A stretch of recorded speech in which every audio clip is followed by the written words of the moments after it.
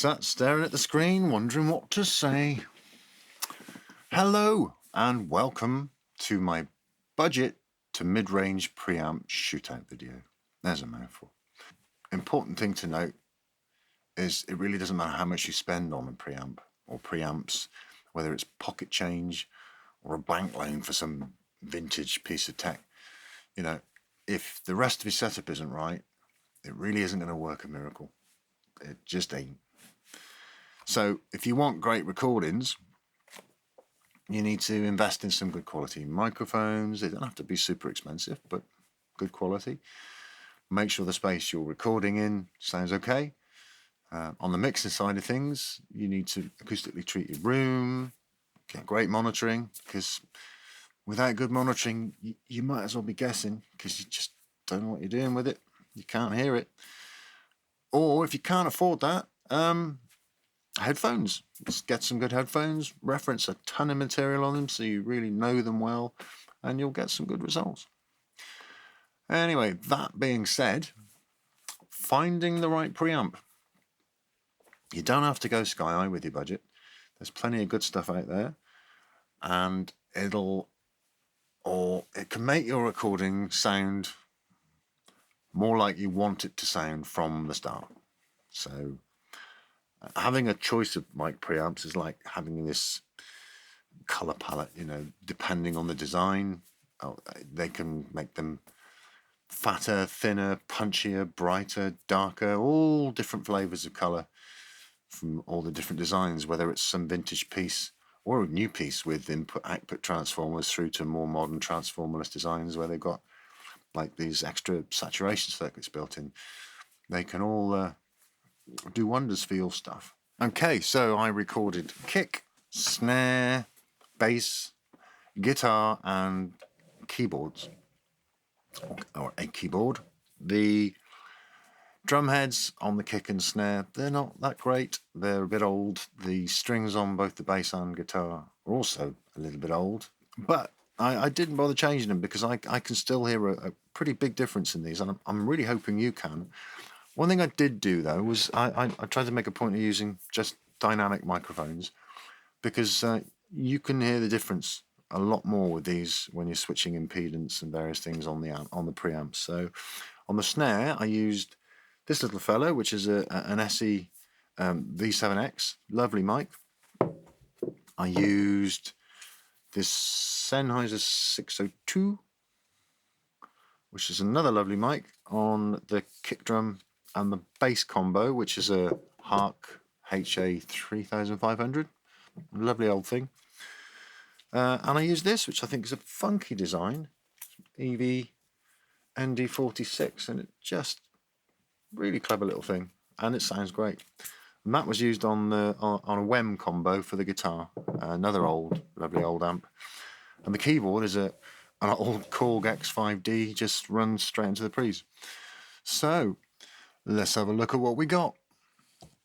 Basically used the Claret Plus Octipre as my kind of reference. They're great units. I'll pull up some pickies actually. I've got a couple of these. The good bang for buck. You've got 8 preamps in there, flat frequency response, low noise, low distortion, and they're great because obviously they do a lot more than just give you preamps. You've got word clock, ADAT in and out. You can use these for a lot more. They've got great converters in, so I use them for sending info to outboard gear and back in again. There's limited options on the actual preamps, but there is an air mode, which is it's sort of trying to, or it kind of emulates the transformer-based ISA 110 preamp, a bit of a classic of theirs. I think that's done with like impedance switching and an analog high sharp EQ. Excuse me. Got a bit of a cold coming. That's that's the reference. Then next down the line is the elephant in the room. This one. This is a Neve clone. It is what it is. It's actually made by Alctron. They came out years ago with this clone of the Neve, the 1073, and it's all vintage style. There's no integrated circuits. It's discrete signal path, transformer balanced, got a huge gain range from like up to 80 dB, plus 80 dB. Switchable impedance. It's got like the 1200, 300 switch, like the Neves. Phase switch. There's also an air switch on it that gives you a little analog boost above 10k. So they're pretty fun packed. Now, I know they're made in China and everyone's sort of poo-pooed them, and actually, slowly but surely, the few videos that were on YouTube have vanished, it seems. There's not much out there about them. But I actually bought all these preamps 3 years ago. And I'm really quite impressed with them. You'll hear shortly. They don't look pretty. This particular one, you can see, I'll show you a comparison in a minute to some other bargain that I've just discovered. Yeah, it's all there and it works. And they've never let me down, unlike one of the ones I'm going to be showing you shortly. So that's the N-Sonic. So moving on, I've then got the Midas. This is a version 2. So version 1 I had a transformer, and this is electronically balanced on the output stage. They did away with the transformer. And you've got the output trim on it. So what you can actually do with this is get like a soft clipping effect, which changes the characteristics because you can add harmonics with it. Plus 60 dB input gain. And if you use the output trim as well, I think you can get up to 80. So this has got massive gain. Polarity switches, low pass, high pass filters. Yeah, not really any cons for the price on this one. So moving on, we've got Friedenstein. There's the internals of the Midas, by the way. And then moving on to this one. Now this one, sorry Friedenstein, but I'm not impressed really. On paper it looks good. It's got its own discrete sort of op amp, the OPA2 they call it. Yeah, there you go. It does use service mount technology, which is not a problem. There's some really good stuff out there that uses it. And it's also socketed, so it's got a 2520 socket. So you potentially can swap it out, but apparently they recommend you don't because of stability issues.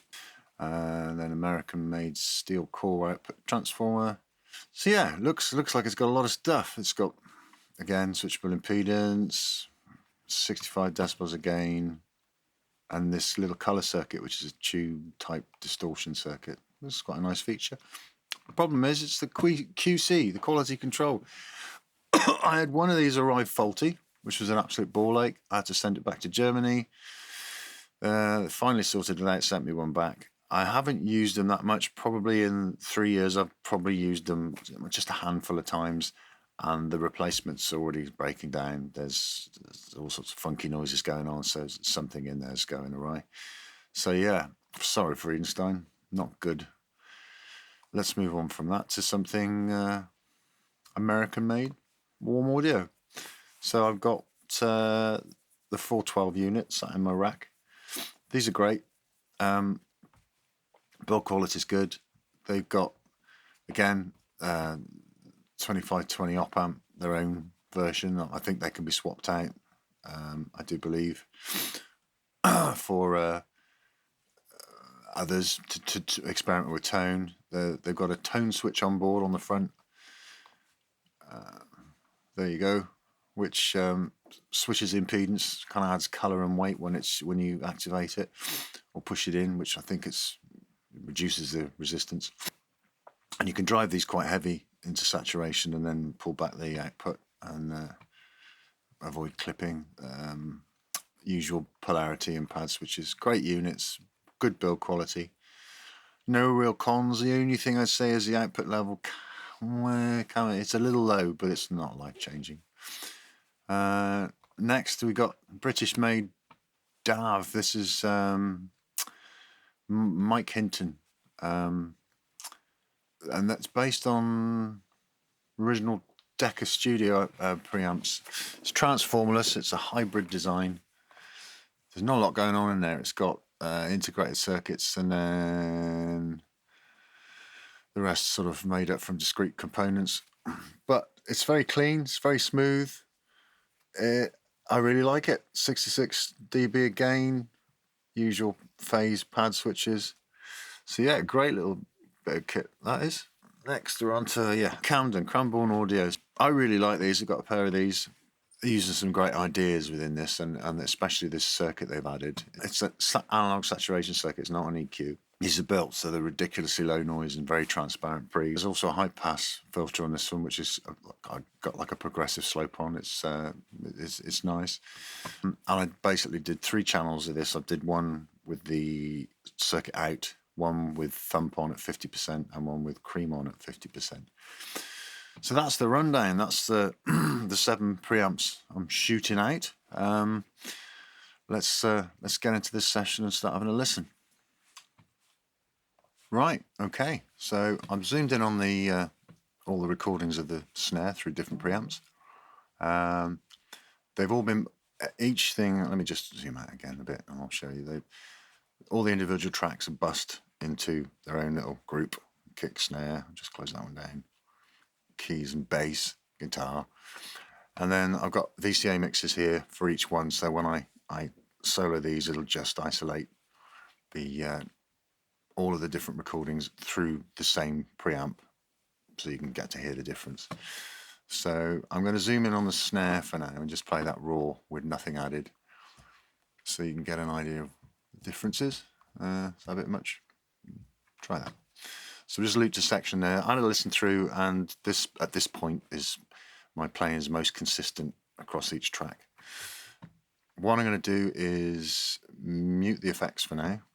Basically, there's nothing on the raw tracks, but on the group, I've got, for the whole mix, just a little bit of low shelf, a little bit of compression, and on individual things like the snare, there's a bit of verb, just to add a bit of width and depth for the mix. It's not a groundbreaking mix, but it just gives you an idea of what we've got. So if I start looping around on the Octi pre, the Focusrite, this is just straight in. They're all gain matched, by the way, exactly the same. You'll see on this little VU meter here with each hit, they're going to exactly the same point. So any loudness differences you're hearing is simply down to the preamp. The peak levels are all the same. So let's start with this one.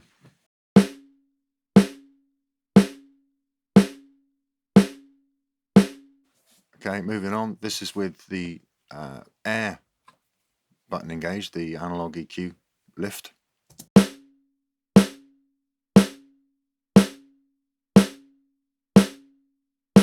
You can see they're the same level. I'm going to flick back and forth between those two so you can hear the differences.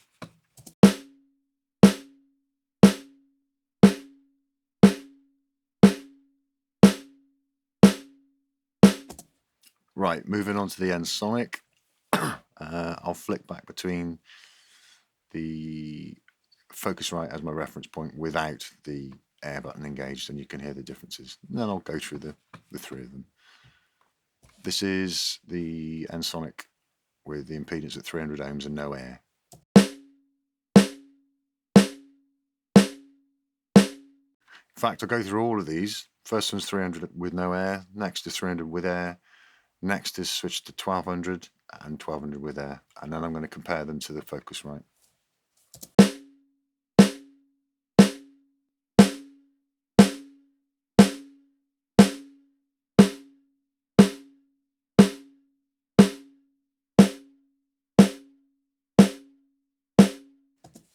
So yeah, some very noticeable differences. Going to go back to the straight one. Quite punchy, very present. The sort of upper mids are accentuated.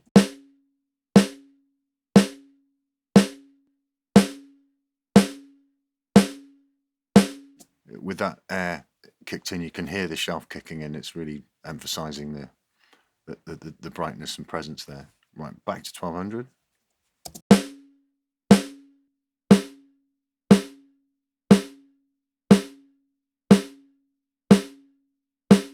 Sounds quite balanced.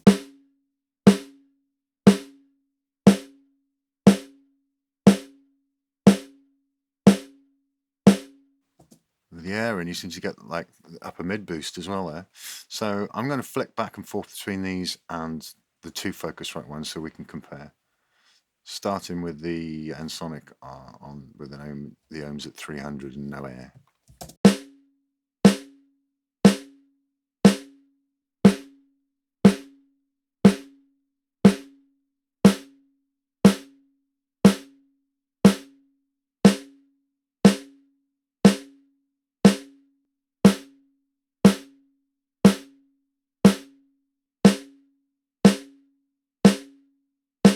Interesting. The Focusrite with the Air, you've got that lift on the shelf. You seem to have a similar brightness and presence with the straight setting on the Ensoniq, but it's almost like there's a bell boost as opposed to the shelf in that. Even though that's straight, there's no the EQS which isn't engaged. I'll compare those two. I'll compare the Focusrite with Air to the Ensoniq with the Air in now.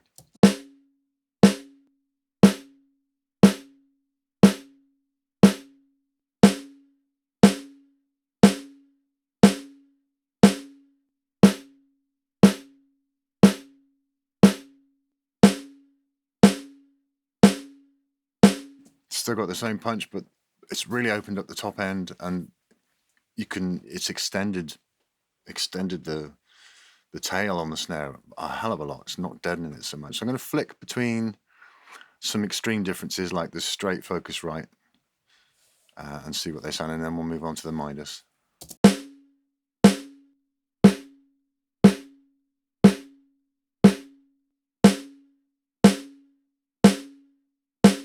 Okay, now the Ensoniq with the impedance at 1200 with no air compared to the straight Focusrite.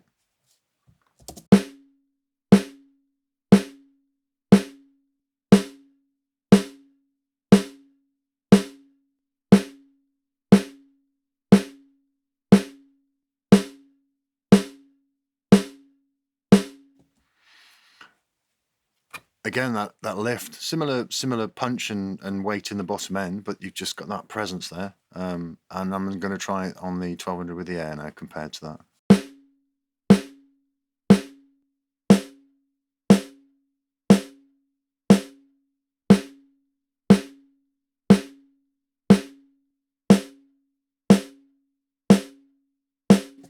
Huge difference. So I'm going to go through one at a time now so you can hear the differences and then move on to the next one.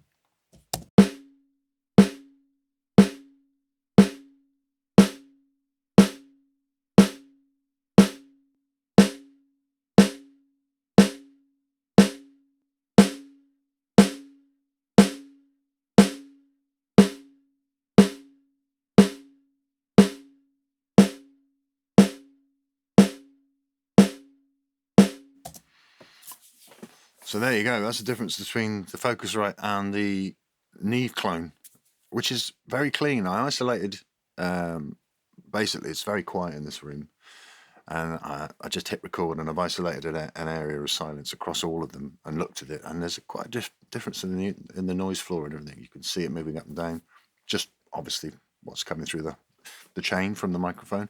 Again, quite impressed. They're a little bit of a surprise. Right, moving on to the Midas. I'll compare that first of all to the Focusrite just on the standard setting without the air engaged.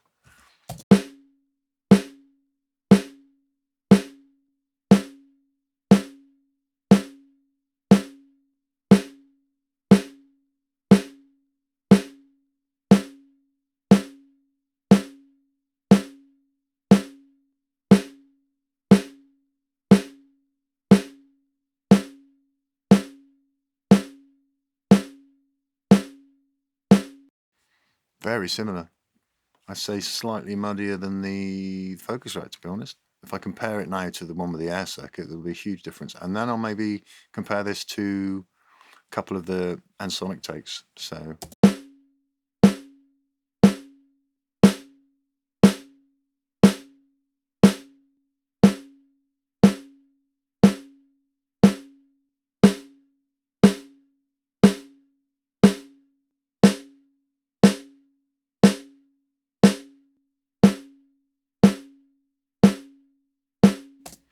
huge difference on snare. The Midas isn't really working for me at all.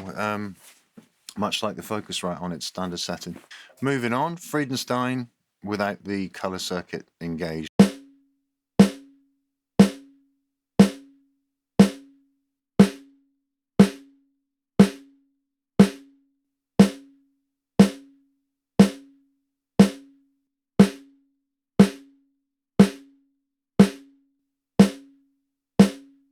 Slightly brighter. Let's just compare the take with the colour circuit engaged to the straight Focusrite.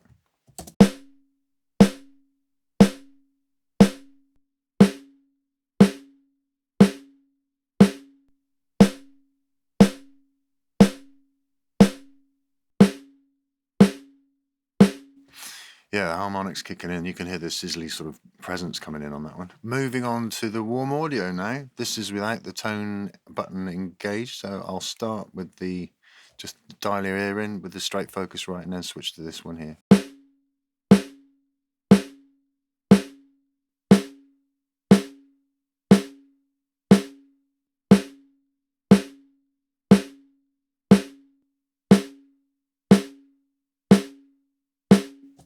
Nice and punchy, opens it right up. Big difference there. I'll just switch over to the next track with the tone button engaged. This doesn't necessarily give you a lift, it has more heft and weight, but let's have a listen to these two side by side.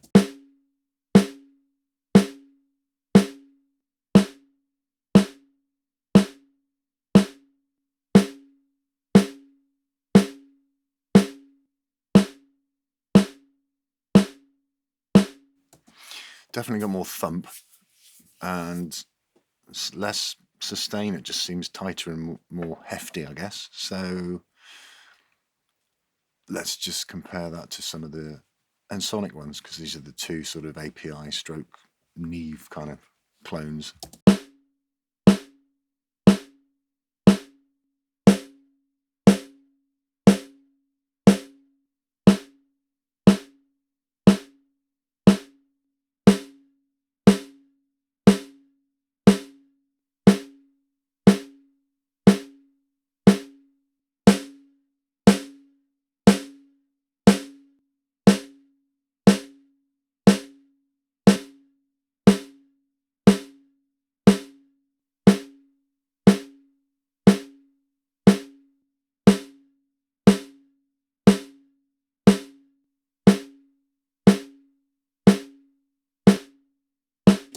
So the Neve kind of clone is surprisingly bright. Okay, so let's move on to the DAV, the BG501. Broadhurst Gardens, I think that stands for. Compare that again to the reference, that the basic Focusrite without the air circuit engaged.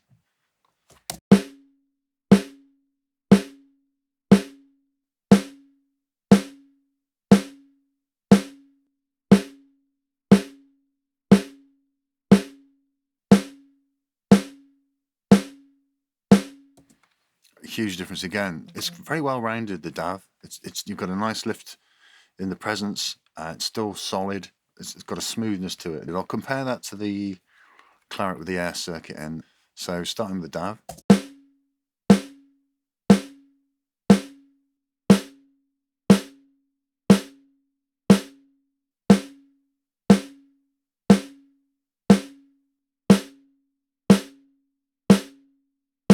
Sounds a lot more natural. Obviously in a mix, these boosts make a difference because you try and get things to cut and poke their way through, but yeah. Okay, on to the Camden.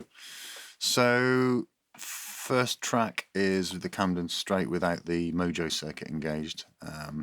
Starting again with the reference of the Focusrite, we'll compare those. So I'll start with the Focusrite and then flick to this one.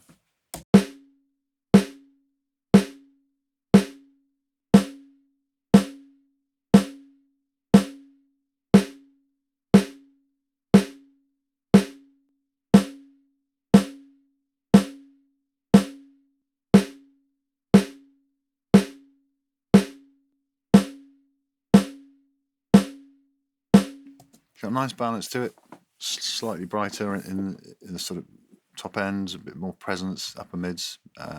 See what that's like compared to the Focusrite with the air circuit in.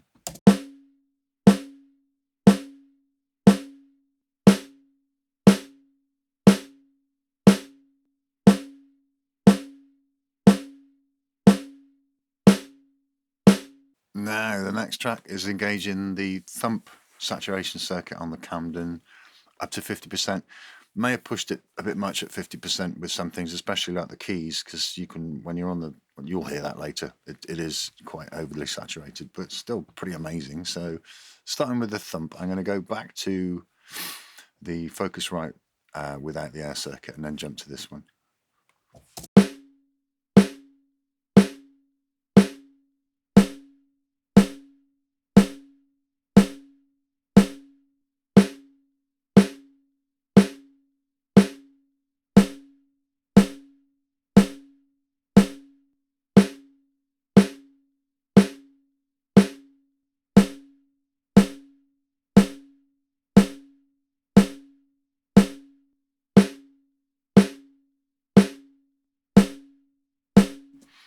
it's pretty fat, just more clarity.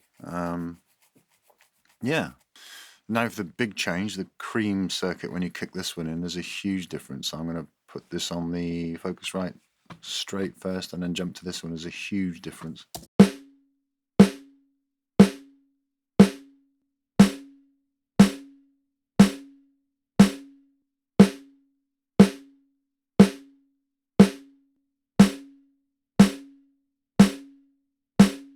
I'll compare it to some of the brighter ones and just to see tonally how they sound. So we'll start with the Camden with the cream mojo engaged at 50% and just flick back and forth.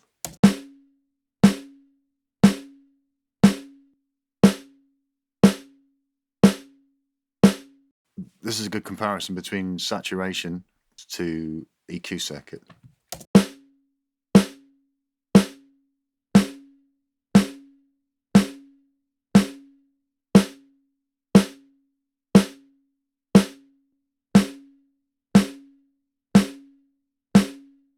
So yeah, all very different. Well, I hope you can hear this on YouTube, but where I'm sat, there's a really big difference. I'm going to go through each one now, just so you can hear the differences. And I'm going to zoom back out, maybe do a quick shootout of the kick drum individually like this, but I'll go through it a bit quicker, and then move on to just listening to the difference with all the tracks engaged, because otherwise we're going to be here for forever. So starting with the Focusrite.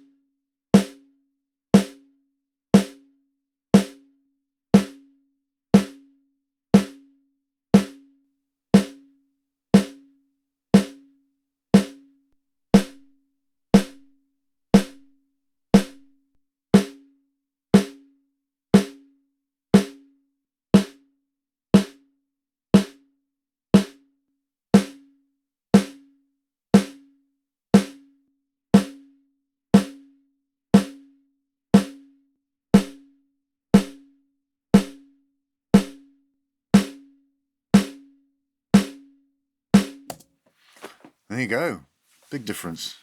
Right, I shall move on to the kick drum. I've moved it over to the kick drum, and I've looped sort of one of the kicks for each track, so it's going to be looping around. They've been level matched. They're all hitting -7 on this peak meter over here, you'll see, but the perceived loudness as we go through, you'll hear, is very different. So that's all down to the preamps. What I'm going to do is start with the reference, the claret, without the air in. So I'll just switch to that. I've also added this CDR prism analyzer, because it's got the freeze function to show the spectral properties, so we can have a sort of visualize what we're hearing as well. So, and I'm going to go through all of these now, one after another. Here we go.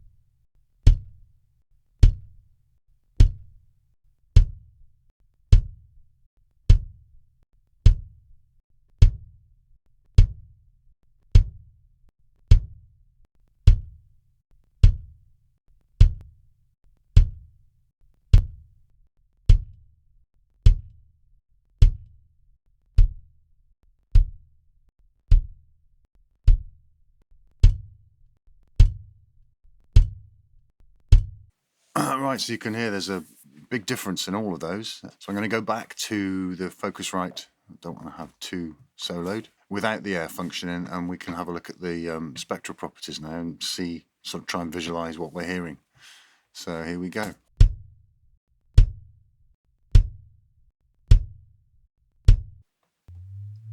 this area here around sort of 80 to 120, 125 is sort of similar in volume to this lower frequency here, this band around 30 to 40, which you might not hear on smaller speakers. A little bit of a bump up here, sort of between 1 and 6K. Let's put the air circuit in and see what that does. Now with the air circuit. So there's a noticeable bump here, and the boost in this area from, I'd say, 2K up, just almost like a bell, wide belt. Okay, onto the N-Sonic, the Neve clone with just 300 impedance without air.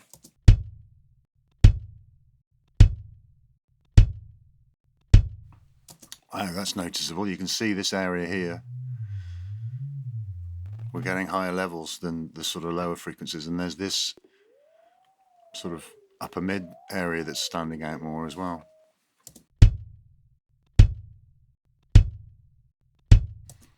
Very punchy, but it's sort of giving you that tennis ball effect up the top end. Let's try it with the air function in.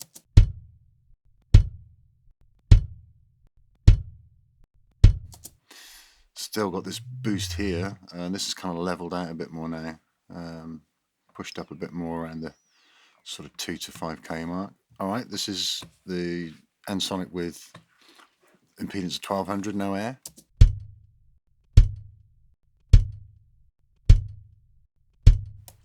That's quite smooth. It's sort of boosted this area around sort of 70 to 90 and brought it up almost level with the 90 to 120. I'm just going to compare that one to the Claret, the Focusrite without the air in.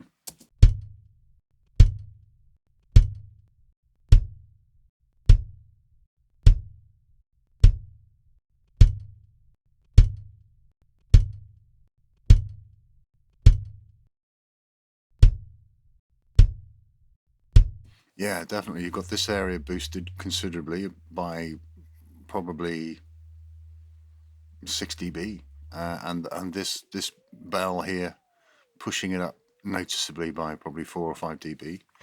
Moving on, this is the N-Sonic impedance of 1200 with the air circuit in.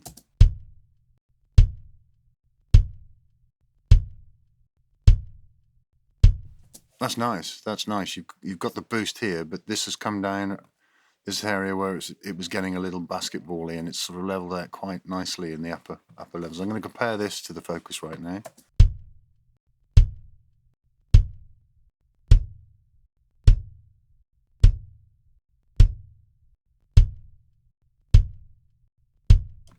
It's a lot more balanced. Like that. Moving on to the Midas.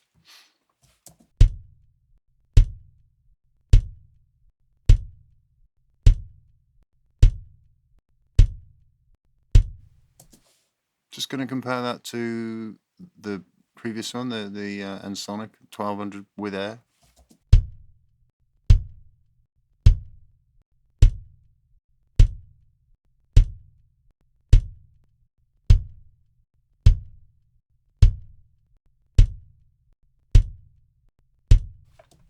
Nice, smooth. There's more thump out of the N-Sonic, but it's quite nicely balanced. Going on to the Friedenstein, this is without the colour circuit in.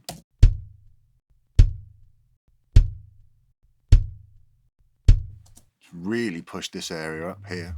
They're almost level now.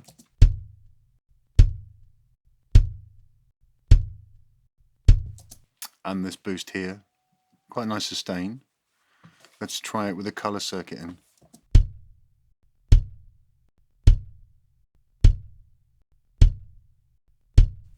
That's crazy how much that's reducing the sustain. It's quite tight. I'm going to try to compare that one to, let's say, the N-Sonic, because this seems to open up more, and just hear the difference in sustain.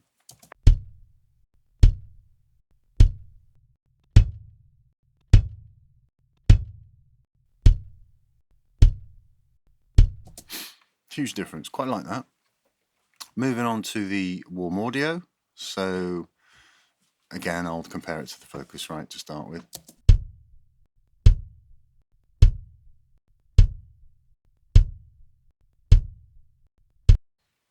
Nice, actually sounds very similar to the Focusrite. Let's just swap between the two.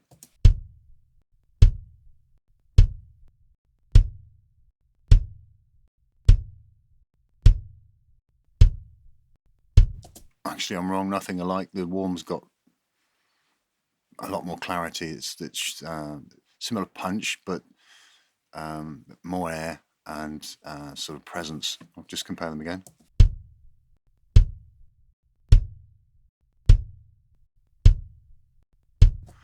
Very nice. Moving on to the Warm with the tone button in.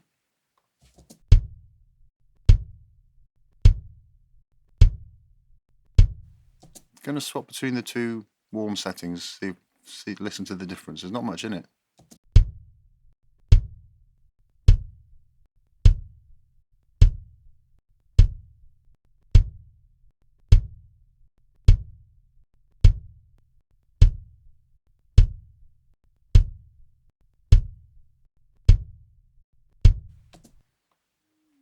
Getting something around here. There's a little bit, these sort of mids, but very nice. Moving on to the DAV. I'll flick between the Focusrite again.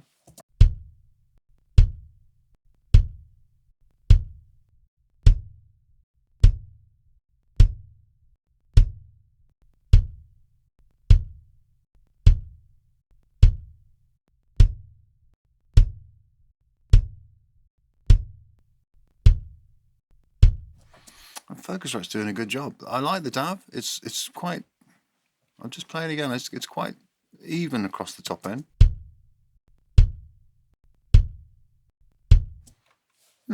Moving on to the Camden. So this is without the Mojo circuit in.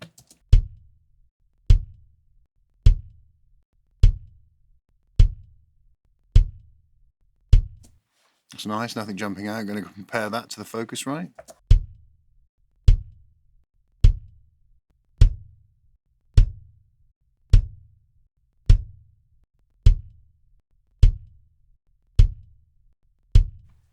Very rounded. Not quite as exciting as the Focusrite, but yeah, it's good sound. This is where it gets interesting. When the thump circuit's in on this kick, which is the next track, you'll see there's a heck of a boost in the low end, and a lot of the top end gets rolled off. So I'll just swap over now.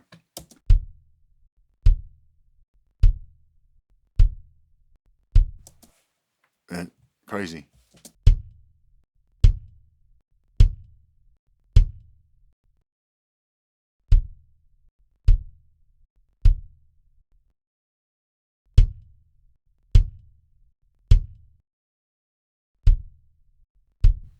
Yeah, so we're going up probably 6 dB in the low areas, which is information you don't want anyway, and this is dropping off quite quickly. There's a scoop in the sort of upper mids and the sort of presence the area, so it's kind of very flat. The last one is the cream circuit on the Camden.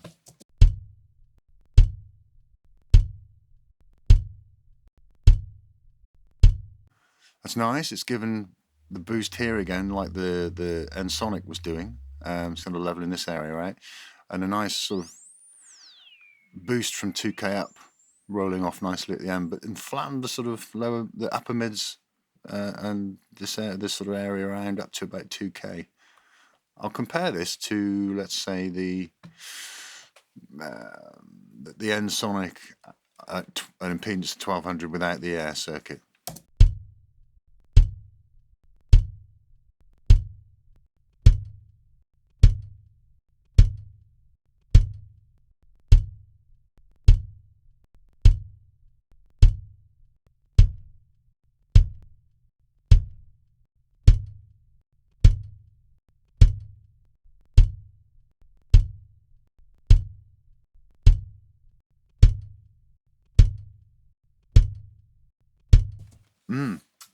I do like that, but I prefer the N-Sonic again. It's got just a nice extra punch in between sort of 70 to 90. Top end's quite similar. So there you go. That's the difference with all the kicks. You probably noticed if you watch the VU meter, they're all exactly the same peak level, but a huge difference in perceived loudness. Let's just quickly play the difference between, let's say, well, let's just go for the reference, which was the Focusrite and the thump circuit, and you can see the frequency shift really does make it on. I mean, it'll still feel pretty fat if you had a system with subs in going down low, but I wouldn't have that much information in the bass drum anyway. So let's start off with the thump, and I'll go back to the Focusrite.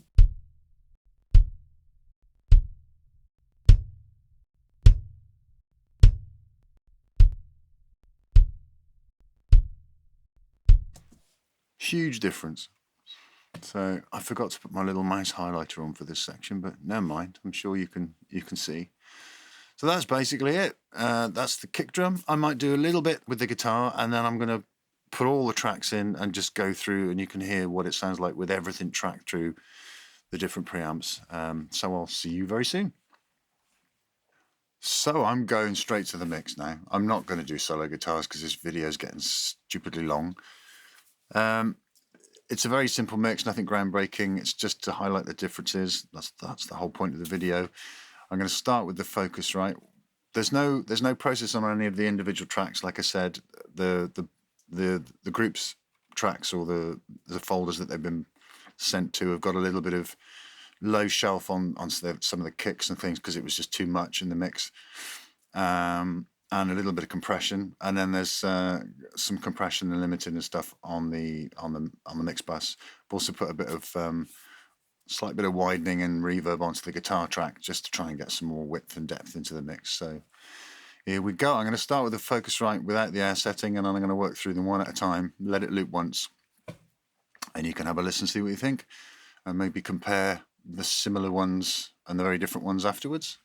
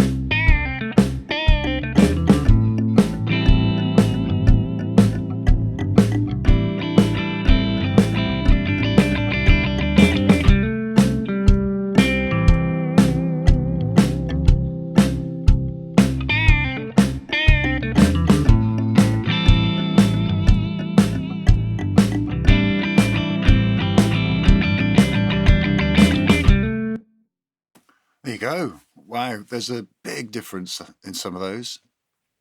The saturation circuits, interestingly, Camden thump at 50%. It's just too flubby. I mean, it's a great circuit for certain instruments individually, but on all channels like this, it's too much. The the cream is larger than life. It's crazy. It's oversaturated. You can probably hear the distortion or the saturation's just too much on like the keys, but wow, it really gives it a lift. Contrasting to that, the Friedenstein, when you put the distortion circuit to 50, it's sort of, I noticed with the kick, the sustain of everything drops and it just becomes very tight. Still got good clarity, but becomes very tight. I thought the Friedenstein without the distortion circuit, the Midas and the Focusrite without the air circuit all sounded quite similar.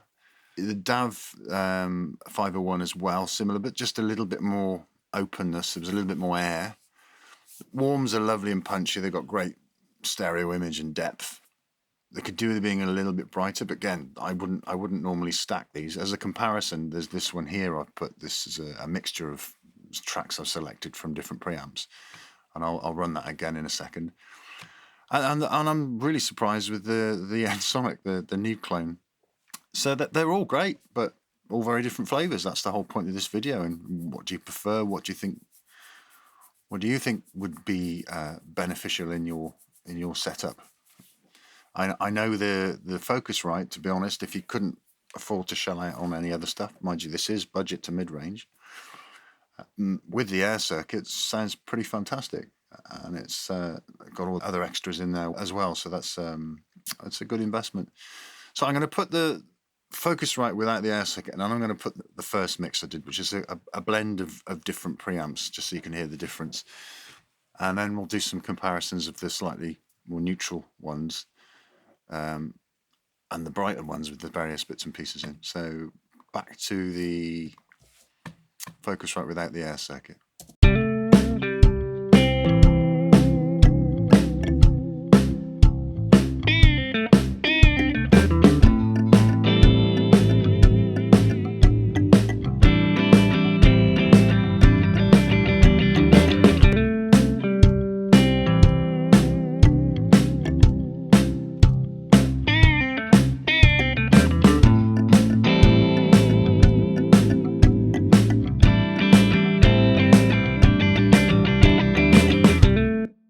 So I do like that blend. You probably noticed, you can see on this mixture, I've picked the warm for the guitars. I just like the I like the lift in the sort of upper mids and stuff that you get, which sort of, and they're round as well. They're not too harsh. What else did I use on that? I put in the N-Sonic, the Neve clone at 300 impedance with the air circuit in. The keyboard, actually, I did a blend of the Claret without the air, and on the other side is the 300 with the air in again. Yeah, so that was basically just a combination of the Focusrite and Sonic and the warm, the 412. So I'm going to flick through them now and listen for the sort of the darker ones, and then flick to the ones that I think are more beneficial for the money you get, because of the amount of variation in tone you can get from them. So I'm going to start back with the Claret without the air circuit and find the similar ones, tonally similar, but the depth of field and the image changes slightly, and some are more preferable to others. So let's have a listen.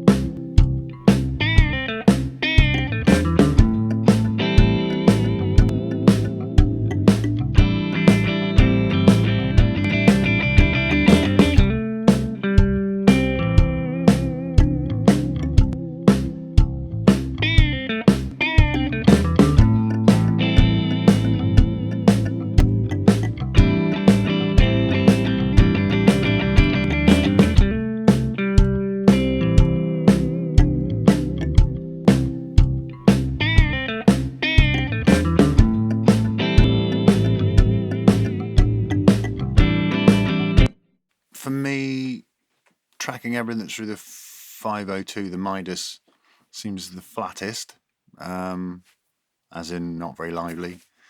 The Friedenstein's coming in close, but there's a little bit more presence, a little bit more clarity.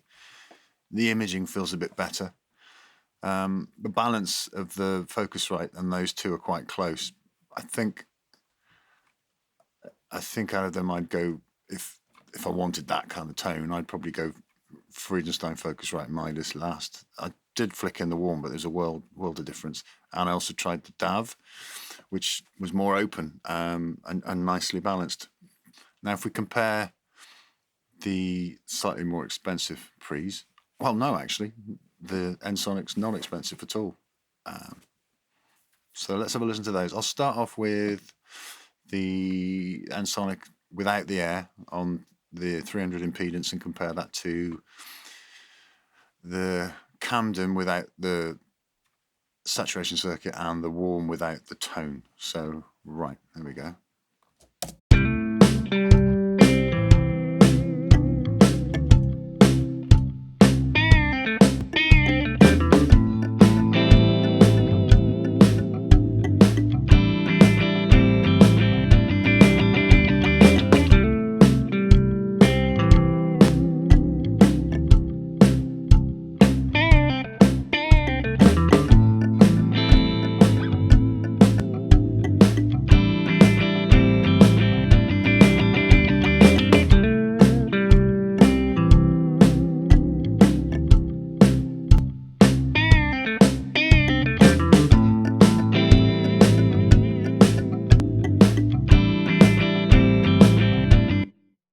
I mean,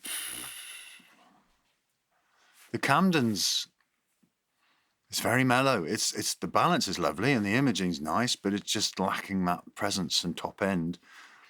The Warm audio without the tone in it's punchy, but again, there's a bit more presence, but it's in comparison to the N-Sonic, for me, this opens right up. So I'll just go over to the Warm with the tone in.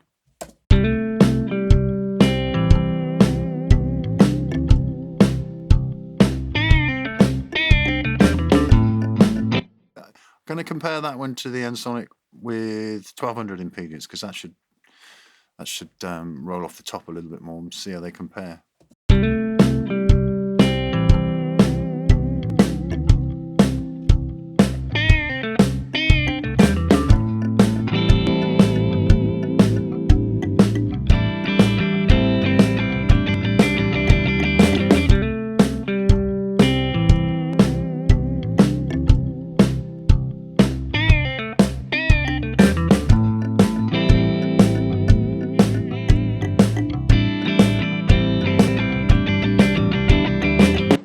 Yeah, the with the tone in is nice. You got the upper mids are opening out more.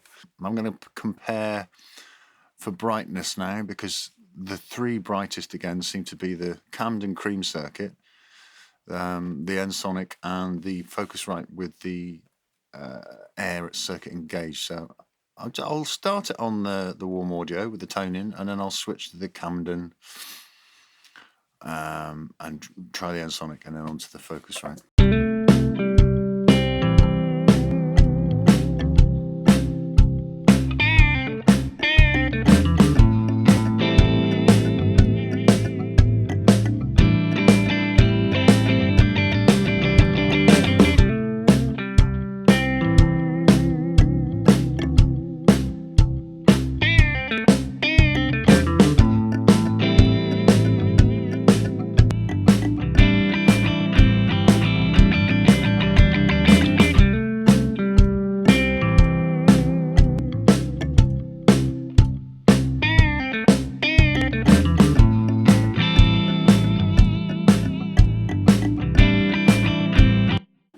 Yeah, the Camden, it's lovely, the Camden, what it does, but then it almost hollows it out. It's bright and present, but it sort of hollows it out, where you still get the brightness and air with the Focusrite and the Presonic, the N-Sonic, sorry. But you still got a lot of punch and smack. I'll just compare these two. This is just the 300 ohm without the air to the Focusrite with air.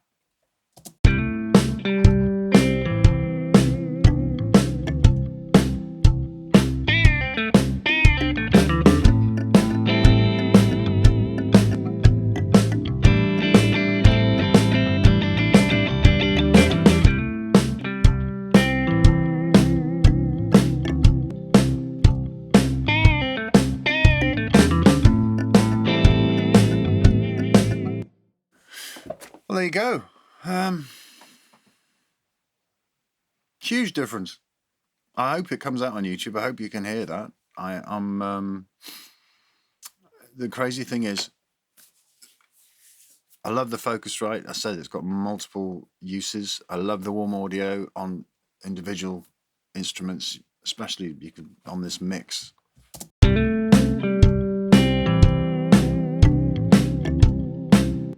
I picked the warm for that because I just like what it does to guitars. I guess that's the kind of what people go for with an API. The way it opens up the mids. This is a fairly mellow guitar, not a heavily distorted guitar. I suppose it could possibly be too aggressive, but yeah, the combination. I like the warm. I like the Dav. I love the Camden for different things. I do love the Focusrite, and the N-Sonic has kind of blown my mind really for what it is, considering it was so cheap. Now, I'm going to go on and show you a price comparison of these now, and bang for buck, and then show you something I've stumbled across, which is going to sell out super quick once people decide they've got nothing to lose at the price they're at, because there's something on a clearance sale which is like, I can't believe how cheap it is. So I'm going to move on, change the window up a bit, and we'll get into value and leave it with you. Well, that was eye-opening. I've never done anything like that before. I've had the preamps for quite some time, and I kind of got to know the sort of colours and flavours and used them individually or on different sources, but never stacked them like this. So it's been pretty educational for me. I did mention earlier on I wanted to pull up a little price comparison of these. I've actually got my favourites out of them. I know there are lots of preamps out there, and there are many more you could line up and test, and you know the list goes on. I just haven't got the time or the patience to do that. I'm just working with what I've got. When I said about the elephant in the room with the N-Sonic, I discovered something the other day, and I was really quite surprised. And I think if you're in the market for some budget preamps, then this is something to hop on. It doesn't matter if they last 12 months for the price, and I'll explain why in a minute. So the first of all, the N-Sonic, as I explained, is a rebranded Alctron Neve 1073 sort of clone, and you know it's done well for me. It's never let me down, and I like it, as you can hear for yourself. It's up to you if you like it or not. Entirely up to you. Internally, I did say earlier on that obviously you think about the build quality of a BAE or API, any of these top, you know, Neve itself, any of these top of the line expensive pre's, and they're going to be made so well. They're built to last for decades. Whereas, you know, this all looks a little bit questionable, even though it's never let me down. But here's the thing. This was, I think I said £150 for this N-Sonic rebranded Alctron. Well, there's another player that's come into the market, and there's a company in the UK called Gear for Music, and they've got a little offshoot of stuff. They tend to rebrand stuff, and obviously looked at the Alctron stuff and rebranded them as G4M preamps. And here it is. It's you can see same layout, just a different face, different knobs. But what struck me with this is, I was saying about the build quality. If you look inside this one and have a look at the difference, let me just see if I can find a picky. There we go. It's a bit of a brighter picture, but just looking at these details, obviously they're kind of very inferior potentiometers and various things in comparison to the real thing, but they do work. They work well. And I'm referring to the build quality here. And things have cleaned up an awful lot. You know, you look at the soldering on the board itself, just the overall layout inside, it's much cleaner. The quality control on these seems to be better. And the components, you know, I'm seeing tantalums, I'm seeing the Wimmer capacitors. You know, obviously it's their own branded transformer, but these are built well, and they're quite clean. You know, everything's laid out nicely. I think the soldering's good. You can see it seems to be a big step up from the N Sonic, although it's exactly the same design, same components, just built better. So chances are it'll last longer. You're not necessarily going to get some dry solder joints, or I mean, some of the cheaper caps might pop out, but they're easily replaced. And this, this is crazy, right? I'm just going to move this over here, and I'm going to have this little price list here I've got. So I've started off with some of the big names. The BAE 1073 MPL at the moment, as of this month, in the UK, is £1,090. Very similarly priced in the US, $1,095.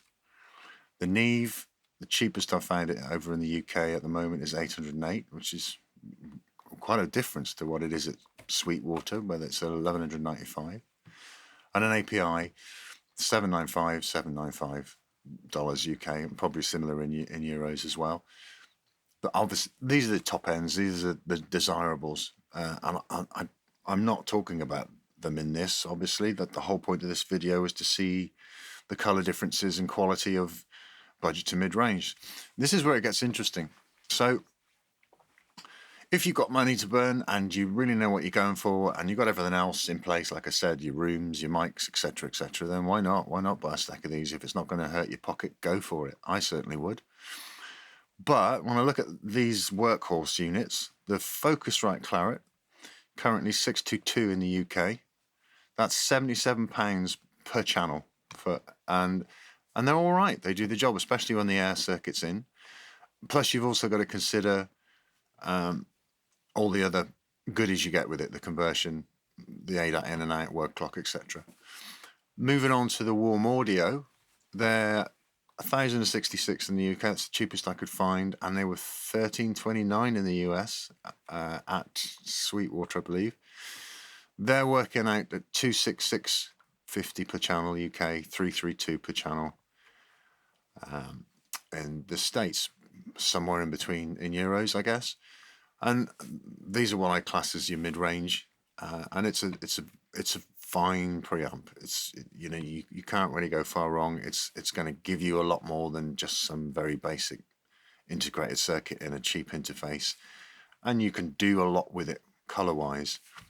I love it. I think it's great. You know, I've used over the years APIs and cappies. No, it's not quite there, but it's very, very close, and it certainly reduces an awful lot of the work done at the mix stage. The next one in a similar price range is the Cranbourne. These are coming in mid-range. They're 329 in the UK, actually cheaper in the US. And I think they're a great preamp. The build quality is great. He's got the guy designing these has got some great ideas. He's going on it with a lot of the Cranbourne products, to be fair. Fresh mind, fresh ideas, not trying to replicate something from the past, just coming up with something solid, clean, and new. So these are mid-range ones that I definitely recommend. The DAV, 289 in the UK, 390 in the US, again, kind of mid-rangey. To some people that spend a lot of money, these are low end, but for your average person that wants to get reasonable quality, it's where I sit mid-range, especially in comparison to the price of this G4M I'm going to show you in a minute. Moving on down, you've got the Friedenstein. I'm not bashing on Friedenstein. You know, you heard the results from the one good preamp I've got. The other one, as I said, is breaking down already, so I tend not to use them. But for the money, it's okay. It does the job. It's a lot dearer in the US. I think I'd probably lean, if I'm going to spend out that kind of money, I would definitely head more sort of Warm or Cranbourne, or you know, there's not much in it between those two. The Midas is it's a great little thing. You can do a lot with it. It's got the high and low pass filters. You can crank it and get added harmonics. And for this money, it's bonkers, really. I mean, for bass and kick drums and a few different things, I find it's really good. It's got its place. Then there's the N Sonic. Oh, I said 150. Actually paid 128. At the moment, I said on what I paid 150. It's currently 128 UK, 169 US, and you've heard it. So you'll have to decide on that. Is it worth it? Is it not? It's up to you. I think it's an amazing workhorse, and tonally, there's so much you can get out of it, and the noise on it is great. Yeah, I'm really impressed. Here's the thing. This G4 M500 series, which is exactly the same unit, only better build quality. As you can see, same components, just built better.